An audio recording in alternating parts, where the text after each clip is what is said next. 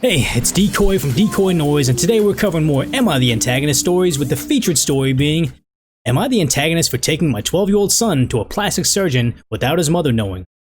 So as always, we're going to cover 3 different Am I the Antagonist stories, but first I want to give a quick shout out to Rafael Rodriguez for giving us the comment of the day, which was a long story about the Decoy Koi coin and why it's the most important currency in the world. It's a great story. I'll kind of post a link in the description if you want to read that, but I mean, you can also become the Decoy Koi coin of the day by giving me some good feedback in the comment section. But let's go ahead and get to that top story right now. So OP wrote, "We have a 12-year-old son who spends his time 50-50 with me and his mother. He's had these 2 moles on his face, one on his left cheek and one on the corner of his nose. He's become quite sensitive about it lately and wanted them removed. He has been very vocal about it. I took him to the doctor for something unrelated and asked him about it. He gave me a number of another doctor who happens to be a plastic surgeon. We had a consultation with the plastic surgeon who said it was no problem removing them with a scalpel. In fact, he offered to do it right then because it would take less than 10 minutes. Otherwise, we'd have to schedule something in the next appointment, and that would be in October. I asked my son if he wanted to do it, and he said yes. My son just needed 1 stitch and is healing quickly. He is quite happy with the results. I dropped him off today at his mom's, and she went nuclear over the moles being removed. She said that I should have asked her before getting the procedure done, and that my son had plastic surgery. I explained to her that he's old enough to make his own choice on that matter, and the doctor offered to do it at the consultation. Plus, it's really not a big deal. We're talking about 2 moles, that's why I didn't call her. It's like a parent getting mad at another parent for not consulting their 12-year-old girl's nail polish color. Edit. Mole removal is a simple procedure. It's not like I took him to be other plastic surgery. No, okay, other operations. For people asking why I didn't wait until October, he has school pictures next Thursday. He didn't want to take a picture with the moles on his face, so the opportunity came to remove his moles, I took it. If I had stopped and consulted my ex, then we would have gotten all riled up over 2 moles. I still would have signed off even if she said no. That would have pissed her off even more. Edit, I don't even regret it at all. The kid is constantly looking at the mirror because he's in awe of the moles being gone. Edit, I didn't take my son to the plastic surgeons planning on my son's moles being removed. 7 minutes into the 20-minute consultation, the surgeon said he would chop them off in 10 minutes or we could come back in October. So, are they the antagonists? Are they not? Before we go to Decoy Court, we gotta read those top and controversial comments. So the top comment being, I need more information. What does your legal parenting agreement say about non-emergency medical treatments? Since you have a 50-50 custody, I assume it says something to the effect of, for non-emergency medical appointments, both parents will consult each other. But some do switch who gets to make decisions on the matters of such importance. One has medical, the other has school, for example. In light of OP's more recent updates, I do think it was a jerk move to not talk to mom first. It sounds like OP is pretty sure this result would have resulted in a no. This is definitely an easier to ask for forgiveness than permission type of situation, though I think forgiveness needs to be asked for. OP, please don't let your ex-wife discuss this in front of your son. It's great that he's happy, but that might make him feel like he's at fault for the arguing. Edit again. Also want to say, since this is the top post, I've been imagining a far more invasive procedure and did not think this was something a 12-year-old should decide on their own. Watched the video, admitted I should have not have done this before commenting at all, and as OP said, it looks like it takes minutes and there's hardly any blood. This seems to look on par with having ears pierced, and I think a 12-year-old was probably perfectly capable of making the decision.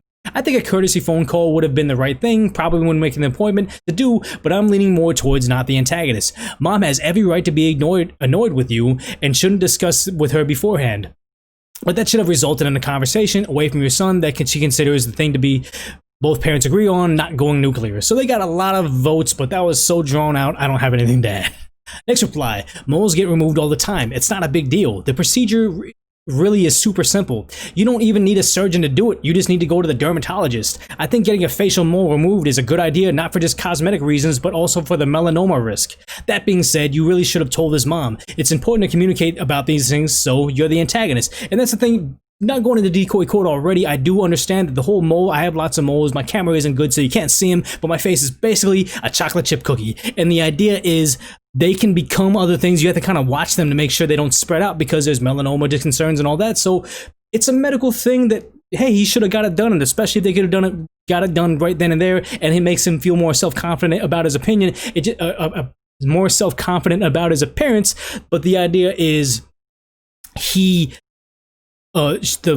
ex-wife was more like, I want to be in control. I want to be like, making these decisions. So it was more of a control struggle than a let's make the son happy. But the next reply is saying, I suggest you always have a plastic surgeon handle it if it's on your face, even if it's only one stitch. Well, not all of us live in a friggin' with Bill Gates as a roommate, okay? So the next reply is, you're the antagonist. It's nothing like nail polish. And the next reply was, seconded. It's a permanent change, and since he's still a child, both parents should at least know about it. He didn't even afford her that courtesy. And it isn't the same as nail polish, but it's not like the thing where they're like, oh, let's give him a nose job or like a chiseled jaw or give him lip injections. Like, that's not what this was. This was just, hey, he has some moles and making him self-conscious. There is a slight health risk later down the road. Let's just have a knee-jerk reaction when we can get this handled today, as opposed to jumping through all these hoops.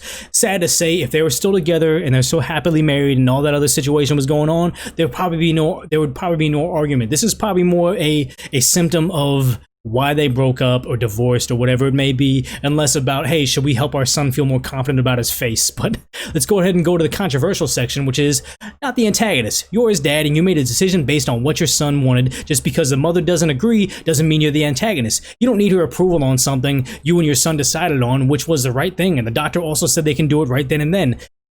Harsh but true. And the next reply was, not the antagonist. Looks like his mother is looking to pick a fight. True. And they said, next reply being, I see a lot of you're the antagonist, but I disagree. No antagonist here. If the mother is a decent parent, I'd imagine she would have done the same, and you would have had the same reaction. Ultimately, would either of you want to make your son potentially go to school and possibly ridiculed, let alone the self-consciousness for a couple of other months, just to ask the parent if they want the kid to be happy? I doubt it.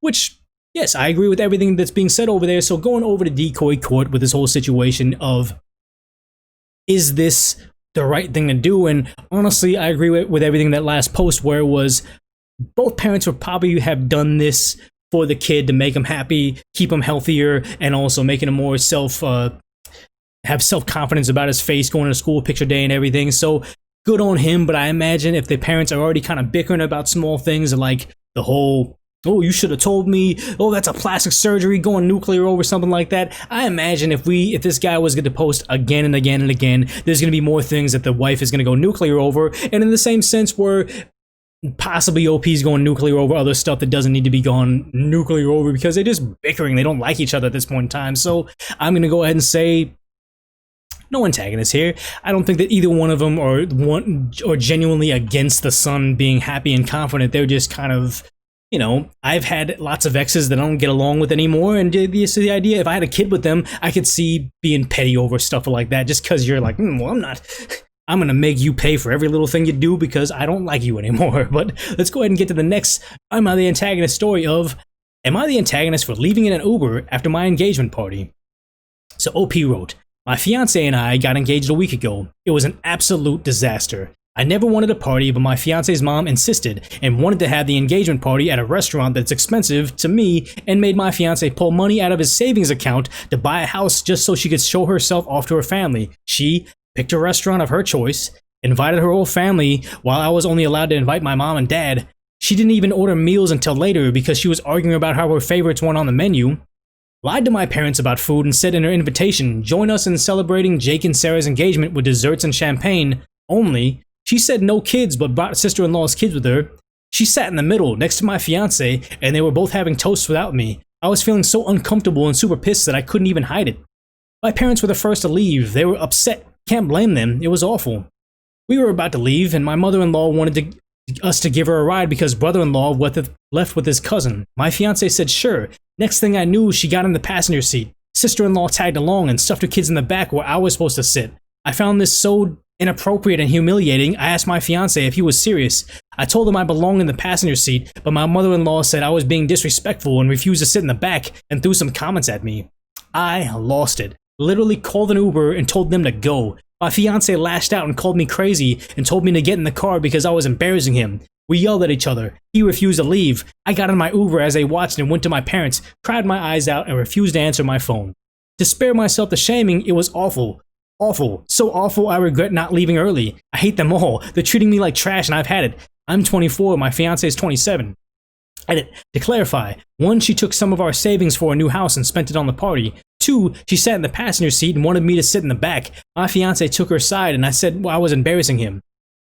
So, so much to say in the Decoy Court, but you know, one thing I'll just say right now, I imagine when we read these top and controversial comments that there is going to be a lot of people saying, OP, why you even engage this guy? He doesn't respect you, the family doesn't respect you, you seem like almost a just means to an end, like get married so we can have all these festivities, we don't really care who it is. But let's go ahead and read some top comments, because the top comment got all those fireworks in the star, saying, not the antagonist. Why would you marry someone who allows his family to treat you this way? Sounds like he's more interested in the relationship with his mother anyway. And I agree with that. Reply to that saying, sees your flare, drops to knees bowing before you. We're not worthy. We're not worthy. And he's a overlord? I don't get that. Okay. So the next reply of, the party was for the love of your fiance's life. The problem is that person isn't you. Not the antagonist, obviously, and you need to evaluate whether this is something you want to have governing over your life going forward, because it won't stop. Your possibly future mother-in-law is making sure that you know your place in the hierarchy, and if she's the most important person at your engagement party, it's not going to change. And I'm not going to clap because it's super late at night, but just the idea of that's 100% true. She's going to be front and center in that entire life. Do you really want to, you know, the fiance, that's his mom, he can't do anything about it, but OP, you have a choice of whether you want that to be your mother-in-law, and she sounds like a monster. But let's go ahead and go to one more top reply saying, not the antagonist, and husband-to-be didn't back you up at all. Honey, it's not too late to change your mind. And before I read any more of that, I hate that whole condescending advice thing. When I did the one story about the whole, you know, showing the r/relationships double standard in just 2 posts, it's a weird thing. Whenever you have a younger female on r/relationships, r/am I the antagonist, and all those subreddits, people are very condescending, and it's why do you even need to add that? If you want to teach them a lesson, just say, hey, let's talk like adults, not honey, sweetie, sis, oh my god, you need to learn this thing and I'm so much better than you. I hate everything about that. But let's go ahead and read the gold reply saying, it's never too late to change your mind. Just do it now before you need a lawyer. And the next person saying, my dad always said it's cheaper to lose deposits than pay for a divorce. Also, what a cheap, tacky woman. When you throw an engagement party for a couple, you pay for it. You don't make the couple pay for it. And the idea is the whole, she wants the house, she wants the engagement party, she wants to sit in the front of the car. Like, this is all about appearances, and why these weddings become more about appearances and festivities and status, and it's less about, hey, let's just celebrate the couple. Like, how often do people say, I love this person so much, I want to get married to them, I'm willing to risk so much financial hardship just to prove to them how much I like them, let's go for it. You should be celebrating that, because it's rare to come across that whole situation, not like, oh yeah, you guys are in love, cool, cool, cool. Alright, so I'm gonna have a Facebook post where I'm in front of the altar. I'm gonna have a Facebook post where I'm gonna be at the wedding venue, and I'm gonna show all my friends that my son got married. Like, it's this weird thing. Like, who is this really about? But let's go ahead and see what the controversial posts are saying right now, where they're asking for more information. Okay, please hear me out. I think Reddit often only offers one cultural point of view, or without cultural context, judges others based on their old cultural point of view. One question, is your fiance of Asian, Indian, Middle Eastern descent? Because this may influence a few things. A Western engagement party is to celebrate the couple that it's about to wed. In some Eastern cultures, engagement party is a celebration of family, a celebration of son or daughter to be wed. For example, my sister-in-law had a Western-style engagement party. She and her friends organized it, had a party focused on her, with her themes, etc. Shortly after, my mother held an engagement party for my brother. Of course, my sister-in-law and her parents were invited, but the main attendance was my mother's friends and family. It's not a big deal, but I guess in Western standards, it'd be considered a type of engagement party. My sister-in-law's parents also had a separate engagement party for their daughter. In this context, the focus isn't always on the bride, it's on the son or the daughter growing up, finding someone to love, etc. Okay, so this post is just gonna go... Yeah, I'm not gonna read that entire post right there, but that is true, the idea that other cultures are about, you know, the parents more than the kid, but I'm willing to admit it right now, this is secret between me and the Decoy Koi, so if you're not subscribed, turn this off. But I watched a lot of 90 Day Fiance when I was on furlough, and I actually liked it. But the idea is there is a bit of, you know, it's not about the couple, it's about, hey, you need to buy our family a Carabao if you want to marry my daughter. And whether we agree with that or not, that's just another culture, so it just makes sense. If their parents had to go through those hoops in their culture, it would make sense that the kids would do too. So, I mean, I see where this is coming from, where they think, hey, if it's an Asian culture, maybe there's a whole other like thing they gotta go, but it's OP's choice whether or not they want to partake in that by just walking away from the guy. But let's go ahead and read one more controversial post saying, Everyone sucks here. Your reaction to not sitting in the front seat seems really immature. It's a seat in the car. You can deal. It seems like you let the other things get to you all night and riled you up to the point where you exploded. That makes you the antagonist. The mother-in-law is also the antagonist because she just wants to show off and is using your dime to do it and stealing your spotlight. She isn't the antagonist for wanting to sit next to her son. Your fiance should know by now that you're clearly touchy/insecure with his mom, and he should have been prepared to defuse the situation. But I don't think it was unfair of him to expect you to be okay sitting in the back of the car. Negative 51 votes. So I understand where this is coming from, where they're trying to say, hey, look, it's your special day, but, try to put out some fires. But no, it's her special day. Don't let the mother-in-law dictate how she runs her life because she wants to make it her special day because, she's trying to assert herself over the person. I'm not a big fan of it's my birthday, but you know what, to keep the peace, I'm going to let a couple people walk all over me because I'm not bold enough or assertive enough to stand up for myself. No, I'm not all that the whole, I got to be the alpha male, I'm the one that's going to stand in front. It's like, no, but hey, let the girl sit next to her fiance. The whole idea where she was just letting all that other stuff happening, and okay, she was reaching a boiling point, but she was still being polite. It took them leaving the party for her to finally say, you know what, now you've crossed the line. All that other stuff about the paying for it seemed like OP was okay keeping her mouth shut. The whole not being able to invite her friends, the lying about the food situation, she was cool with it because she knew she had to respect the mother-in-law, but I mean, at that point in time, it had gone too far. So in Decoy Court, what I'm going to go ahead and say is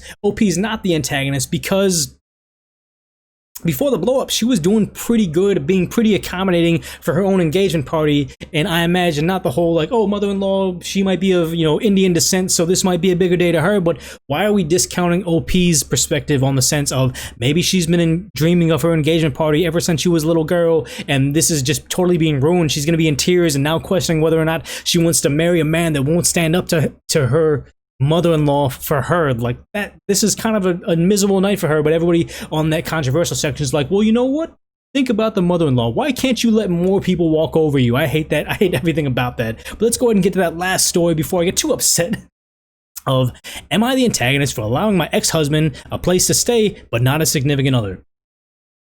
So OP wrote, before we were married, Vincent and I were best friends since elementary school. In high school, we started going out. We got married after college and had our daughter Jasmine 5 years later. When Jasmine was a year old, Vincent suffered from depression and told me he was having confusing feelings about his sexuality. We tried therapy for him and he came to realize that he was gay. Of course, I was devastated and knew it meant it was over for us. Vincent had a hard time accepting himself. We both eventually split up and it even hurt so much at first, divorce was the best thing for us. It took some time, but we finally got to a good place and we're still best of friends and excellent co-parents. Jasmine is 7 now and life is great. A year ago, Vincent got in a relationship with Devin. I met his other significant others in the past and they were all kind, but Devin is not. He's rude, obnoxious, and so controlling. Anytime they were over, Devin made inappropriate jokes about my weight and would ask Vincent, are you sure you left because you're gay? He always played it off as if he was just being part of who he is and I shouldn't be offended. It's also clear that Devin doesn't like kids and doesn't interact with Jasmine when she tries talking to him and almost ignores her existence. He's also made jokes about her weight too, and I put a stop to that immediately after a big fight with Vincent about not letting him treat our daughter that way. I don't know why he stays with him. Vincent clearly isn't happy because they always do what Devin wants, and if they don't, it's a huge fight. With the layoffs that have happened at Vincent's office and Devin not working, they can no longer afford their place. Vincent asked me if they can move in until he found another job to support them. I told him it was free to move into my spare bedroom, but Devin needs to find his own place. Vincent got upset and said Devin will be on his best behavior and to please help him. But I know Devin is just going to do what he wants, and I don't want him around me and my daughter all the time. Jasmine used to love to go into Dad's before Devin, but now she doesn't, and I don't want her to hate being in her own home too. Devin, of course, has been calling me the evil jerk and is accusing me of using this as an opportunity to seduce Vincent, and I'm being not okay with his life choices for not letting him move in just because he's with his partner. They're both putting a lot of pressure on me to do this. Vincent is pleading with me because Devin could be homeless, but I won't change my mind. Vincent seemed hurt, and right now he isn't speaking with me. Meanwhile, Devin is still saying horrible things to me for being selfish, and I'm feeling really torn. Vincent is my best friend, so yes, I want to help him, but not when that involves bringing Devin into our everyday life and making things harder on us. Am I being the antagonist? So before we go to Decoy Court in the top post, they're showing. Here's my prediction.